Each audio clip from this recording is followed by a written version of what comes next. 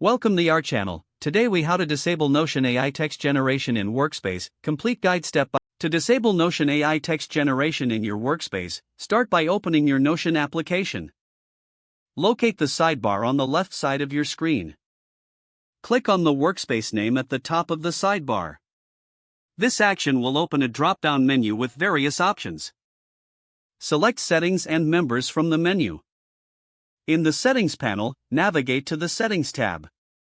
Scroll down until you find the AI section.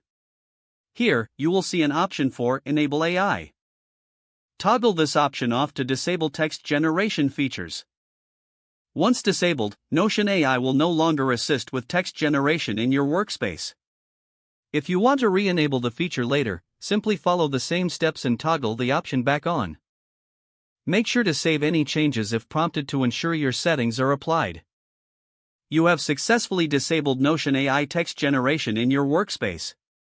If the page does not load, refresh the browser or try again in a private or incognito window. Make sure you are using the correct email address, then retype it carefully to avoid small typos. If your password is not accepted, use the reset option and create a new strong password you can remember. Check your spam folder for verification or security emails, then complete any requested confirmation steps. Enable two-factor authentication if available to improve account security and reduce unauthorized access risk. After signing in, review your profile details so your contact information and settings are accurate and current. If you see an error message, note it down and try again after restarting your device and internet connection. Log out when you finish, especially on shared devices, to keep your account and payment information secure. If the page does not load, refresh the browser or try again in a private or incognito window. Make sure you are using the correct email address, then retype it carefully to avoid small typos. If your password is not accepted, use the reset option and create a new strong password you can remember. Check your spam folder for verification or security emails, then complete any requested confirmation steps.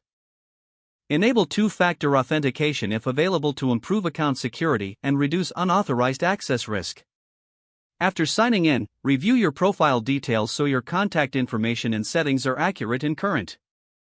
If you see an error message, note it down and try again after restarting your device and internet connection. Don't forget to like this video and subscribe to our channel for more step-by-step tech guides.